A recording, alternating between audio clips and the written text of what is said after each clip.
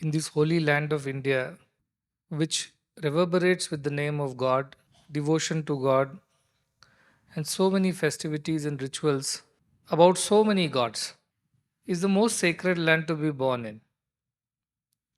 There is no other land on the entire planet which is so sacred as India. We have traveled to almost every continent and so many countries.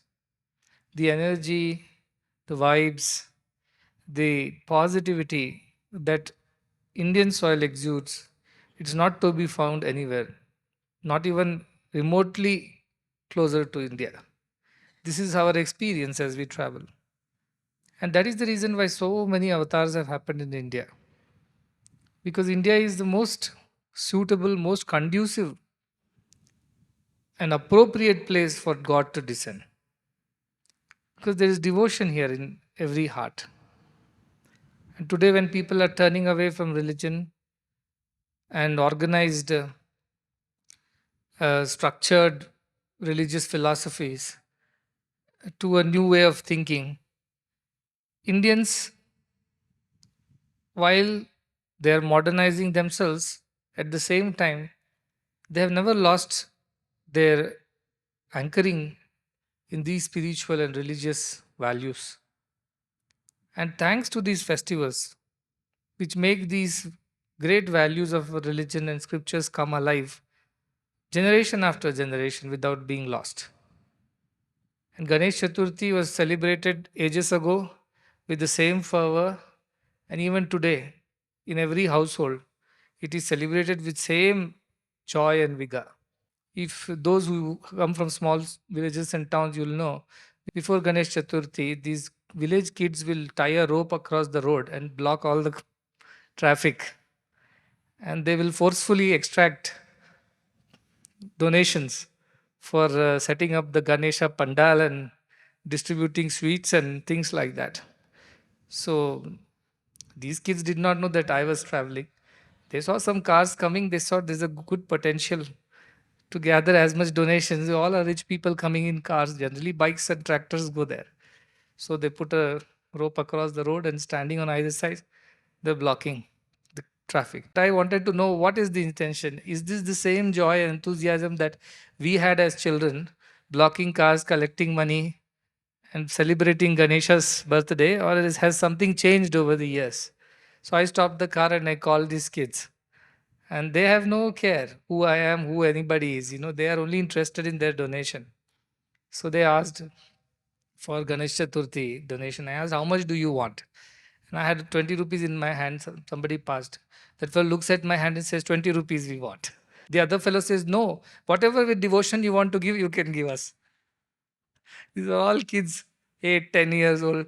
And there's a whole gang around it. These two are the leaders, probably the president of that local and the secretary. But all others are also enthusiastically participating in extracting money from people.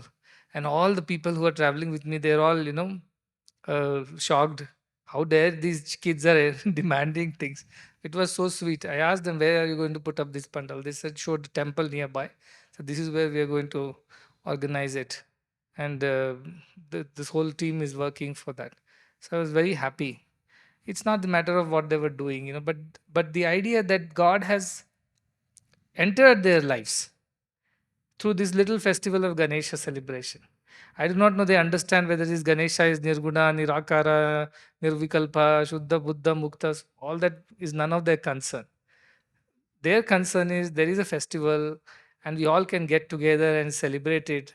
And this very strange looking God, quite popular in India, who blesses us with good buddhi, good vidya. For his sake, we will celebrate this. But more of it is to have a good time, which they were having for sure. But what makes me happy is that, call it whatever you may, call it childish pranks, call it maybe a disturbance or nuisance to the traffic, call it some unnecessary event, whatever you call it. Yet, what has it achieved? That Ganesh Chaturthi has achieved this great idea of installing God in the heart of these little kids through a fun-filled Ganesh Chaturthi celebration in their own little village. And that is the power of this festival. No other festival in India is celebrated as much in every part of the country as Ganesh Chaturthi.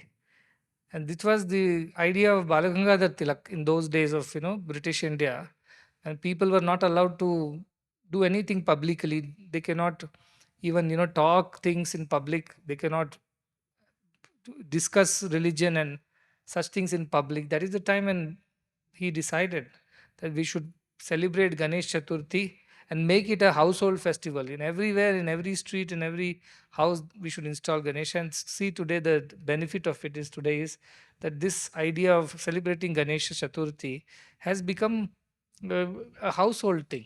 Everybody, even in our ashram, I saw some pictures. People got Ganesha, installed them in their homes, worship them, and bring some kind of sacredness. And then we heard that uh, terrifying story of Shamantak Mani this morning. You better listen to the story, otherwise you get into trouble. Now, these are typical of religion. You see how all Puranas are having their walk with stories like this. But we human mind, it always dwells on either greed or fear. It works only in these two ways: what I can get out of it and what I can avoid. These are the two. These are the only nivritti pravritti they say. So this is the only way human mind works. So our Puranas have been nicely designed to ensure that they create some fear for those who are indisciplined, those who take it casually to celebrate such festivities. They create a little bit sense of fear, and also at the end they also create some greed, saying that if you do this, you'll also get so many other things. This is just a way to engage the community in these rituals and festivities. Don't take it too literally, but the idea of it is to ensure that everybody engages, involves oneself in this festival. And through this, we learn great lessons. Like we learn the lessons from there. Whatever God says or does is for our own good. He has no expectation, but He tells us to do whatever He thinks is good for us. Sometimes we understand, sometimes we don't understand. The best thing to do is to simply obey when God says so. You'll save yourselves a good deal of trouble. And so many more like this. Even Sri Krishna, who is an avatar, he also follows the rules of the society. Unless he sets an example, who else will follow in the society? So, Datha Raja Tadha Praja. So, even Bhagavan comes, he behaves in a way which is exemplary for all the society to follow. He also celebrates festivals, he also worships Ganesha. So also we do. And this tradition of India, I do not know how many thousands of years it has withstood this test of time. So many invasions, so many changes, so many things that have happened in the last 2 millennia. Yet, this idea of Ganesha and celebrating that Ganesh Chaturthi and participating publicly as a community, as a family, has never lost its charm. This is the beauty of our Indian traditions. Somebody was mentioning to me, some very senior person. We were talking, and I was telling, I see children losing interest in religion and our thought process. They all call themselves spiritual, but they don't want to call themselves religion, whatever that means. And how will the Indian culture continue and things like that. He's an old man with a lot of wisdom in his ears, and he said, Swamiji, whatever happens, I know our culture will never die. Somebody will be there, somehow it will promote and propagate itself, but it will never be wiped away from the face of earth. It's not possible. Indian culture, Indian idea, Indian thought is so powerful. It has deep roots. And therefore, even if you cut the tree, it will grow back. This is what he was saying. This is only temporary. Any shift or change is temporary. Deep down, we are all very godly people. We are all devoted people. We may agree, we may not agree, but we are those who have always believed in the presence existence of God, and we have lived our lives in accordance with that. So celebrating a festival is so core to our Indian idea, and celebrating it with community, sharing the joy with everybody is so very central to very idea of being an Indian. And this is one festival which unites us all, and so much of joy. And I was very thrilled when I saw our Veda Pathshala students. They're taking charge of festival. They're taking charge of pujas, and I feel very happy because I feel now we have done a good job of passing on this tradition to the next generation. They might be great pandits of our times, but That means nothing if it's not passed on to the next generation, if it dies down with us. So that is something that is happening, and with new generation picking it up with so much of enthusiasm to perform puja, so much of innocence and purity in that heart. They don't have big demands from God, They just are interested in doing their job well. And each of them is very brilliant. You may think they only know Vedas and things like that. Not true. They also study science, computers, English, and they have very good understanding of why they are studying it. What is their future role in this mission, and what are they going to do in the world? They know very well. Talk to any one of them. They have to not only learn, they have to know the meaning, they have to teach the deep meaning of why we do, how we do, what's the significance, and convince the other people also to follow this particular way of life. Well, that is how Indians always lived. All these new ways are only a couple of centuries old, but deep ancient Indian idea was to lead our lives thinking of God at all times, doing everything for the love of God, and offering everything back to God at the end of the day. That's all we were doing. So this is the generation that we are raising.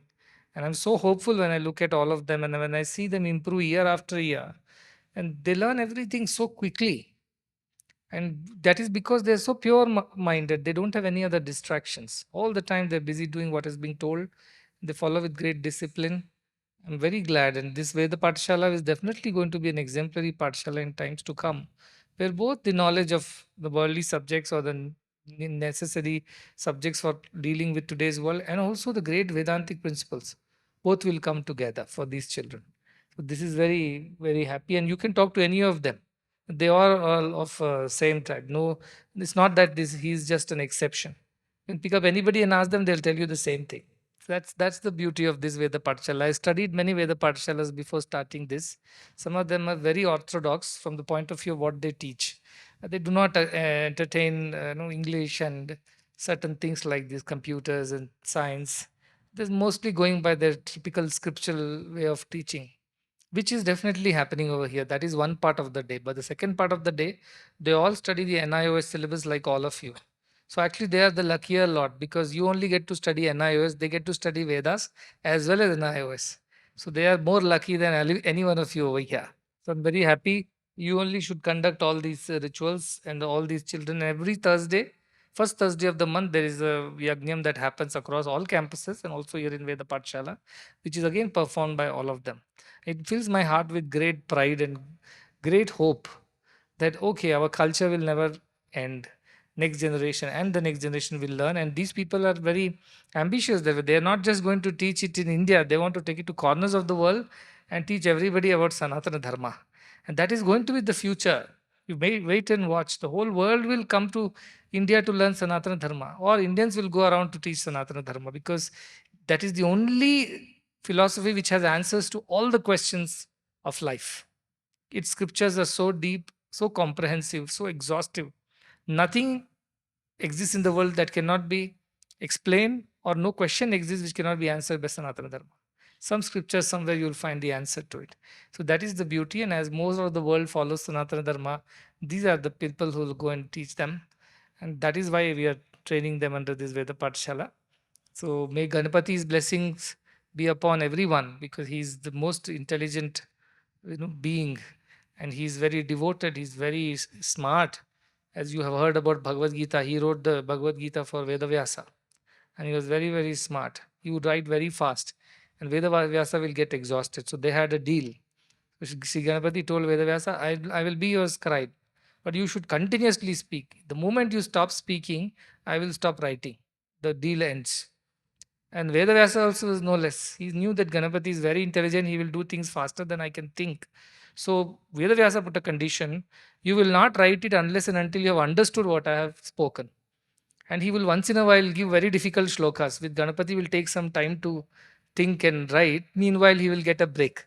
So that is how Ganapati and Vedavyasa were writing. The whole Mahabharata is written like that, they say. So the idea is that intelligence is important, and that buddhi shakti comes from Ganapati. At the same time, great sense control. Ganapati, the energy of Ganapati lies in the Mooladhara chakra. That's all animal instincts are, they arise from Mooladhara chakra. That is the basal instincts. See, as you rise in your chakras, then you slowly grow spiritually. That is the idea. So Ganapati takes care that we have very good control over our senses and mind, and we give up animalistic qualities and grow towards being a divine person. So that also begins from him. So we have to pray to him from that point of view as well. Enjoy the festival, but learn the lessons that are more important to me than just celebrating the ritual. The spiritual part of it is more important. And learning from Sri Ganapati is to dedicate oneself to the study of scriptures or whatever studies you're doing. Do it sincerely, do it with great Shraddha, like he did when he studied with Vedavyasa. And his devotion to his parents. We all know the story. He went around his father and mother on the mouse while Kartikeya flew around the whole universe in his on his peacock. And yet Ganapati won the race because he thought his mother and father the whole world to him. And that kind of devotion to parents, his ability to lead, is a Ganapati, means he's a leader. Vinayaka is a leader. To ability to lead means to ability is the ability to decide for everybody. And only such a person who has steady mind, pure mind, selfless mind can be a good decision maker. Only such a person can be a good leader. Again, Ganapati's selflessness and care and concern for all makes him a very good leader because he's a very good decision maker. So, all these wonderful qualities you can learn from Ganapati, and you must practice and imbibe these qualities in your life.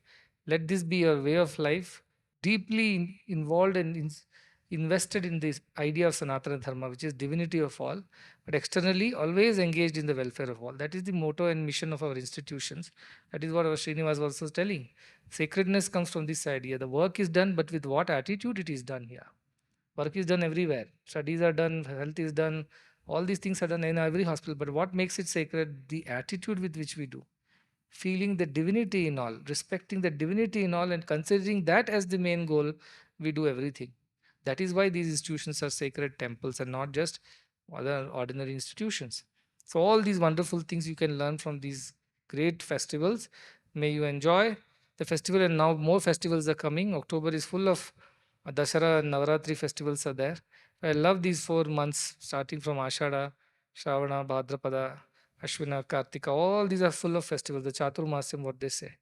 And this is a sacred time, and everybody should invest their thoughts in higher idea of divinity and work accordingly.